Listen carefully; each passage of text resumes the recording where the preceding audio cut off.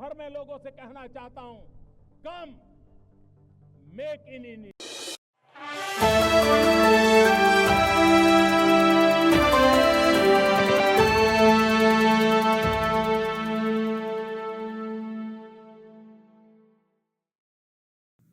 वर्तमान समय में देश में जिस प्रकार से एक विशिष्ट प्रकार की राजनीति चल रही है, जो देश की आंतरिक सुरक्षा और ताने बाने को ध्वस्त करने के लिए किसी भी कीमत तक जाकर कमर कसे हुए दिखाई पड़ती है, उसकी एक वानगी जो कई बार आप पश्चिम बंगाल में देख चुके हैं, आज न्यायालय द्वारा गठित एसआईटी की रिपोर्ट आने के बाद पश्चिम बंगाल की तृणमूल कांग्रेस सरकार की हिंदू विरोधी निर्ममता अपने पूरे विद्रूप रूप में सामने आती हुई दिखाई पड़ रही है। इस एसआईटी का गठन न्यायालय के आदेश पर हुआ था, जिसमें 3 लोग सदस्य थे। एक registrar law national human right commission के थे और 2 सदस्य पश्चिम बंगाल की न्यायिक सेवा के थे, अर्थात एक मानवाधिकार आयोग से सदस्य थे और 2 पश्चिम बंगाल की न्यायिक सेवा वेस्ट बंगाल लीगल सर्विसेज थे। और उन्होंने 11 अप्रैल 2025 फ्राइडे यानी 11 अप्रैल जुमे के दिन 2 बजे से लेकर 4 बजे के बीच में जो घटनाएं हुई हैं, उनके बारे में जो अपना ऑब्जर्वेशन दिया है, उससे तृणमूल कांग्रेस, इंडी गठबंधन और ये सेक्युलरिज्म के सो कॉल्ड सेल्फ चैंपियंस का नकाब पूरी तरीके से उतर गया है। पहली बात, बहुत आश्चर्य और दुख की बात है कि जो लोग ये कहते थे कि पाकिस्तान से युद्ध करने की क्या जरूरत है, सिर्फ आतंकियों के ऊपर कार्रवाई हो, जबकि हमारी सरकार ने आतंकियों पर ही कार्रवाई की, उनमें से एक ने भी नहीं बोला कि पश्चिम बंगाल के मुर्शिदाबाद में किसी भी विषय को लेकर आपको आपत्ति है तो हिंदुओं के ऊपर हिंसा करने की क्या जरूरत है। हरगोविंद दास और चंदन दास पिता पुत्र की मृत्यु पर किसी ने एक शब्द भी नहीं बोला। वही लोग अचानक ऑपरेशन सिंदूर के बाद पाकिस्तान के प्रति सहानुभूति दिखाते हुए नजर आने लगे। इसमें जो फाइंडिंग्स आई हैं, पहला पॉइंट जो तृणमूल कांग्रेस ने यह प्रचार करने का, भ्रम पैदा करने का प्रयास किया था कि इसमें बाहर के लोग शामिल थे। उनके कुछ सांसदों ने दूसरे राज्यों के लोगों का नाम लिया था, विशेषकर उत्तर प्रदेश, बिहार का नाम लिया था, जो सरासर अनुचित है। परंतु इस फाइंडिंग में बहुत साफ साफ तौर पर तृणमूल कांग्रेस के नेता और एमएलए का नाम भी सामने आया है और इसमें कहा गया है कि उनके 11 अप्रैल को, मैं इसको एज इट इज रीड करना चाहता हूं, all the attacks were carried out on the Friday 11th of April from 2 PM onwards under the instructions of local councillor Mehboob Alam and police and administration done nothing। तो ममता जी, ये तो आपकी party के बहुत महबूब नजर आ रहे हैं, आपकी पार्टी के बड़े प्रिय नजर आ रहे हैं।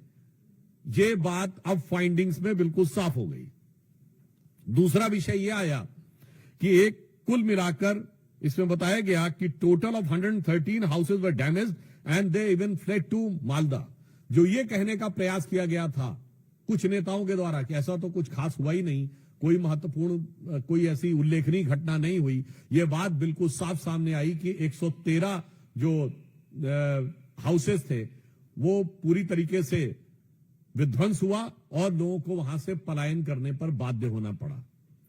इसी के साथ साथ यह भी बात सामने आई कि पुलिस ने कई मौकों के ऊपर जो उनकी प्रोसीडिंग्स में, और ये जो तृणमूल कांग्रेस के नेता का नाम ये पेज नंबर 5 के ऊपर अपनी फाइंडिंग्स में लिखा हुआ है, फिर यह बताया गया कि दे want a permanent BSF camp and central armed police for their own protection। यानी पहले तो लोगों के घर विध्वंस हुए, फिर लोगों को पलायन पे बाध्य होना पड़ा, और पश्चिम बंगाल की पुलिस पर उनका इतना विश्वास हो गया कि वो सीमा सुरक्षा बल और केंद्रीय सुरक्षा बलों के ही कैंप में रहने के लिए उद्यत थे।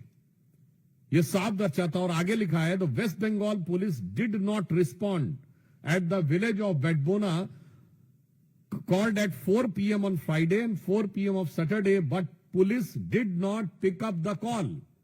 यानी गांव के लोगों ने जब उनको मदद की गुहार लगाई, पुलिस ने कुछ नहीं किया।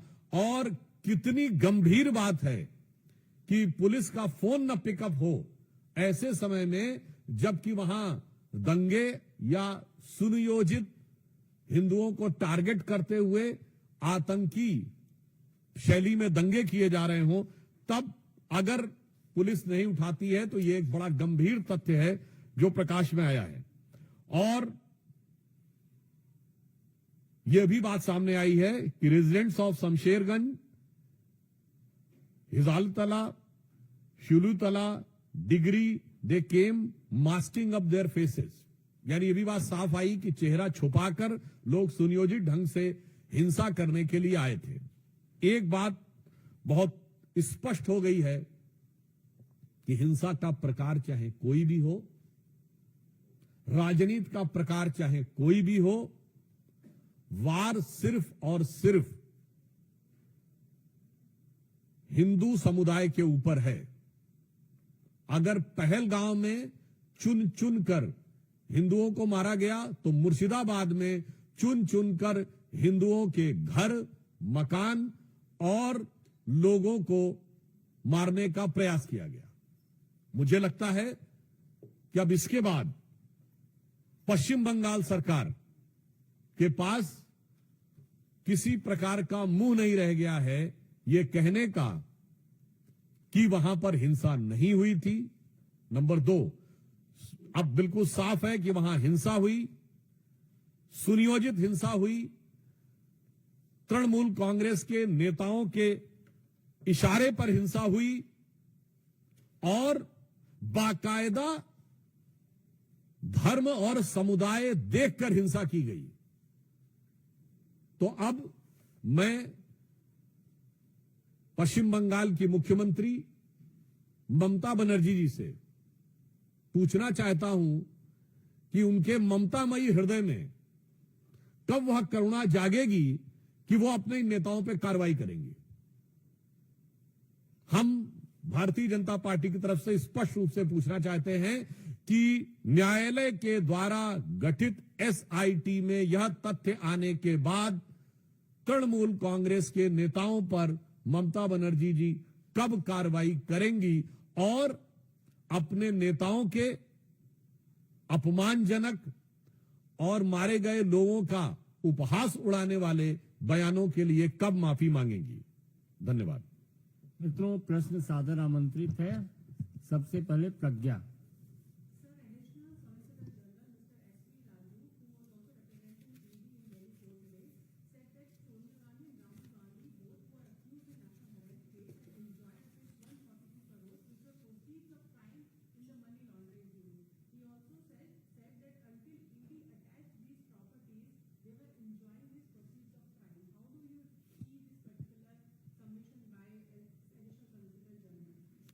देखिए, this national Herald case has been a very peculiar case in the entire Indian history.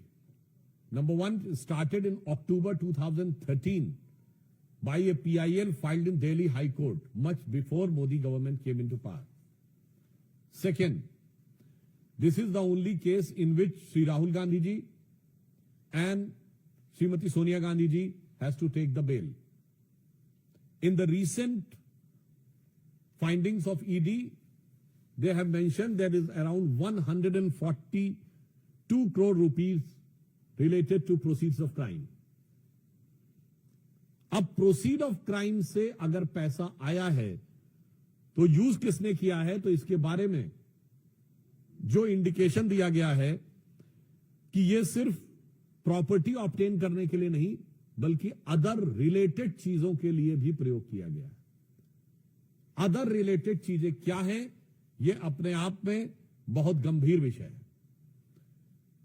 National Herald का केस एक और दृष्टि से भारत के इतिहास का बहुत विचित्र केस है कि एक कंपनी जिसके पास हजारों करोड़ की प्रॉपर्टी है वो 90 करोड़ के कर्जे में बिक जाती है। चौथी दृष्टि से एक और यूनिक केस है कि ये बिकती क्या है कि खरीदने वाला और बेचने वाला दोनों एक ही होते हैं। ऐसा क्रय विक्रय आपको भारत के इतिहास में कभी देखने को नहीं मिलेगा। सामान्यतः भ्रष्टाचार में देने वाला कोई और होता, लेने वाला कोई और होता है। यहां पर देने और लेने वाले दोनों एक ही हैं। इसलिए जो ईडी ने फाइंडिंग की है, इसमें एक और बिंदु समझिए। कांग्रेस पार्टी ये कहती है नेशनल हेराल्ड बंद हो गया। 67 साल के शासनकाल में, जो हमारी सरकार आने से पहले था, 60 साल कांग्रेस या उसकी समर्थक सरकारों का शासन रहा। 55-56 साल सीधे कांग्रेस का शासन रहा। अगर उसमें कांग्रेस के अनुसार जो क्लेम है कि स्वतंत्रता संग्राम सेनानियों का यह अखबार जो पंडित जवाहरलाल नेहरू जी के द्वारा चलाया गया था, स्थापित किया गया था, और जो 3 भाषाओं में निकलता था, नेशनल हेराल्ड इंग्लिश में, नवजीवन हिंदी में और कौमी आवाज उर्दू में, इसका मतलब उसका कोई खरीदारी नहीं था। यानी कांग्रेस के कार्यकर्ता भी उसे खरीदने को तैयार नहीं थे। कांग्रेस ने अपने कार्यकर्ताओं की जितनी संख्या बताई है, उतने भी लोग अगर खरीदते तो ये तीनों बिकने के कगार पे नहीं आते। तो नेशनल हेराल्ड और नवजीवन तो छोड़िए, जो नवजीवन नहीं दे पाए, कौम ने भी कौमी आवाज नहीं सुनी। अगला पॉइंट इसमें और भी महत्वपूर्ण यह हो जाता है कि भारत के इतिहास का इकलौता मौका है जब सरकारी संपत्तियों पे, पब्लिक संपत्ति पे भ्रष्टाचार होता था। यहां किसी पार्टी ने अपनी ही संपत्ति के ऊपर डाका डाल दिया। मतलब एक कहावत होती है कि अपने घर में कोई चोरी नहीं करता, अपने घर में कोई डाका नहीं डालता। यह आपने सिर्फ कॉमेडी फिल्मों में देखा होगा, मगर यह ट्रेजेडी देखिए कि नेशनल हेराल्ड केस इस मामले में एक विचित्र केस है। और यह भी दर्शाता है the ED today has mention about 142 crore rupees of proceed. तो मैं कहना चाहूंगा, एक वो कांग्रेस थी जो महात्मा गांधी की कांग्रेस थी, जिसका सदस्यता शुल्क कितना था, 4 आने। कांग्रेस में नारा होता था, 1 चवन्नी चांदी की, जय बोलो महात्मा गांधी की। और आज कांग्रेस वहां पर पहुंच गई आधुनिक गांधियों के नेतृत्व में कि देश तो छोड़ो, पार्टी की संपत्ति भी आज के गांधी की। तो अगर 142 करोड़ का विषय आया है, यह बहुत गंभीर बात है। यह कांग्रेस पे सिर्फ कानूनी नहीं, यह कांग्रेस पे सिर्फ राजनीतिक नहीं, बल्कि गंभीर नैतिक सवाल पैदा करता है कि जो लोग अपने को स्वतंत्रता संग्राम सेनानियों की विरासत के एकमेव उत्तराधिकारी घोषित होने का दावा करते थे, उन्होंने ही बकौल खुद स्वतंत्रता संग्राम सेनानियों की संपत्ति पर डाका डाला। रविकांत,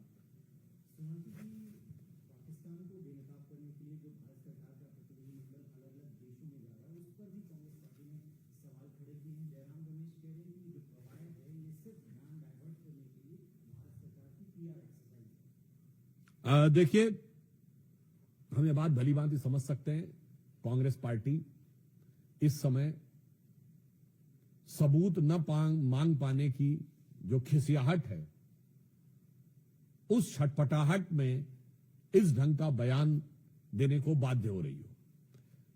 हम एक बात बहुत स्पष्ट रूप से कहना चाहते हैं कि अगर उन्हें लगता है कि कोई डाइवर्जन की बात है, तो मैं सिर्फ कोट करना चाहता हूं पाकिस्तान के प्राइम मिनिस्टर शहबाज शरीफ ने, जब ऑन रिकॉर्ड ये बोल दिया कि 9 और 10 तारीख की दरमियानी रात, ये उनका वर्ड है, 9 और 10 तारीख की दरमियानी रात हमारे सिपह सलार जनरल सैयद आसिम मुनीर ने मुझे 2:30 बजे रात को जगा कर कहा कि हिंदुस्तान ने नूर खान एयरबेस के ऊपर मिसाइल गिरा दिया है।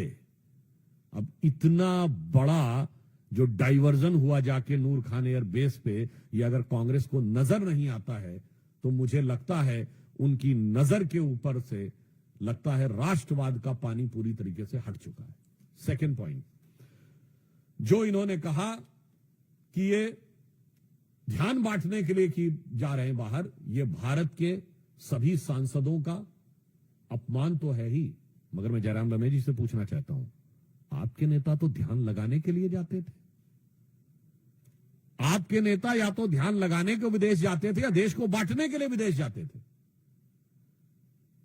आपके नेता ने जितनी बार विदेश गए हैं, देश को बांटने वाली कोई ना कोई बात कह के आए हैं। पहली बार सभी दलों के लोग एक साथ मिलकर भारत की एकजुटता का प्रदर्शन कर रहे हैं। और जहां तक हमारी नीति है, हमारी नीति भारतीय जनता पार्टी की बहुत स्पष्ट है कि इस ढंग के मौकों के ऊपर दलगत भावना से ऊपर उठकर अंतर्राष्ट्रीय मंच पर भारत की एकजुटता दिखानी है, चाहे हम विपक्ष में हो या सत्ता पक्ष में।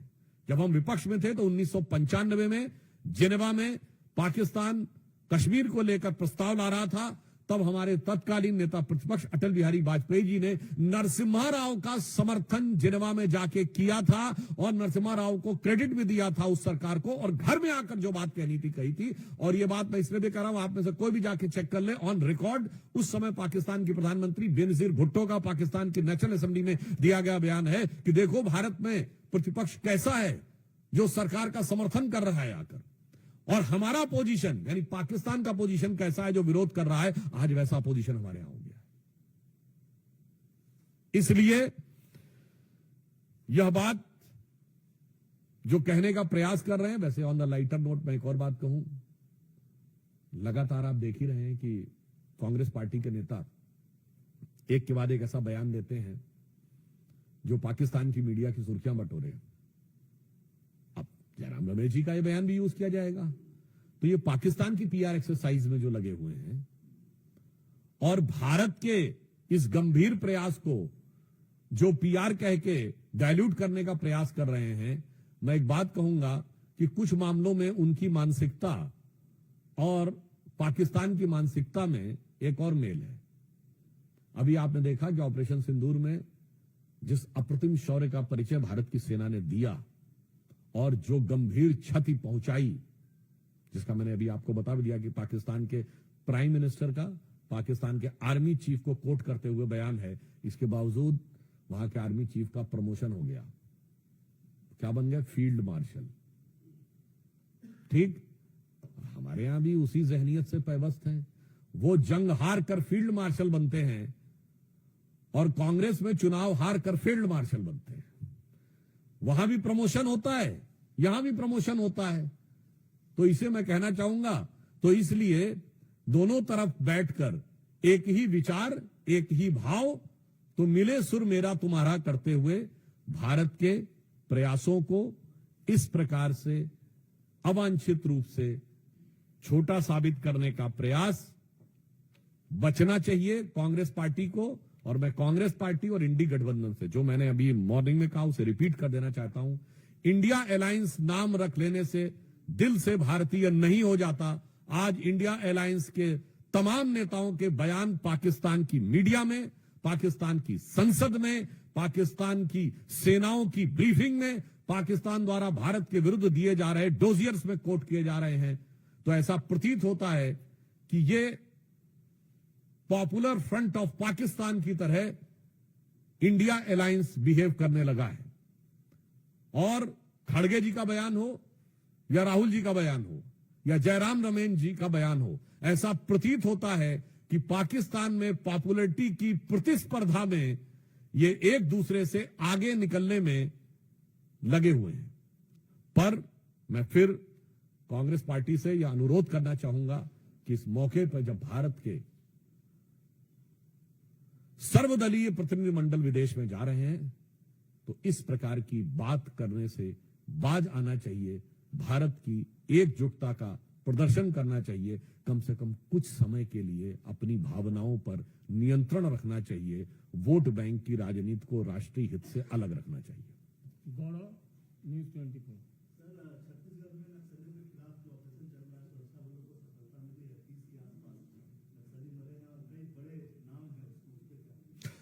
देखिए, छत्तीसगढ़ में अभी जो सूचनाएं आ रही हैं और जो प्राइमा फेसिया इंफॉर्मेशन मिली है, प्रथम दृष्टया सूचना उनके अनुसार एक बहुत बड़ी सफलता छत्तीसगढ़ में नक्सलियों के विरुद्ध प्राप्त हुई है, जिसमें संभवतः प्राप्त जानकारी के अनुसार 25-30 से अधिक नक्सली मारे गए हैं।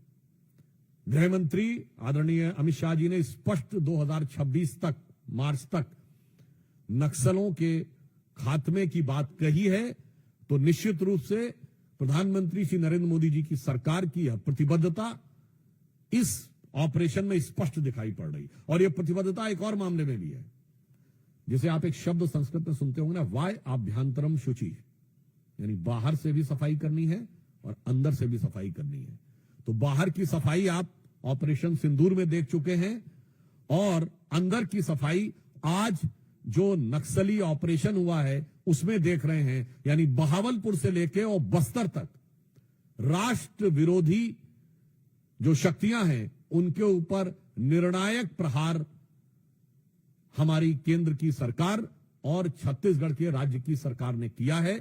इसके लिए निश्चित रूप से प्रधानमंत्री श्री नरेंद्र मोदी जी के नेतृत्व में गृह मंत्री अमित शाह जी और हमारे छत्तीसगढ़ के मुख्यमंत्री जी और छत्तीसगढ़ के गृह मंत्री जी बधाई के पात्र हैं। अरुण धोता।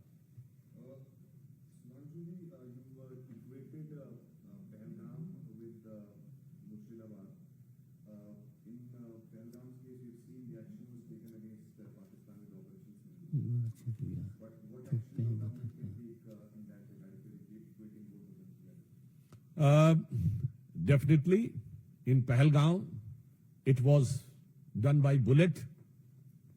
I hope, I wish, and I am confident that is the befitting reply of the Murshidabad targeted attack on Hindus will be replied with ballot. और कोई प्रश्न? वैसे एक और बात आप कह दें कि वो उनको लगता है कि हम बाहर जाते हैं, जो जयराम रमेश जी ने कहा ना कांग्रेस पार्टी ने हमारे प्रतिनिधि मंडल के लिए कि ये बाहर केवल ध्यान बटाने के लिए जाते हैं, तो मैं ये भी बता दूं कि हम वो हैं जो पहले ठोक के आते हैं, फिर पड़ोसी को बताते हैं और फिर जरूरत पड़ने पे पूरी दुनिया को भी बताते हैं। मगर उसके बाद कांग्रेस के जो अरमान हैं वो खुद ब खुद निकलकर सामने आ जाते हैं।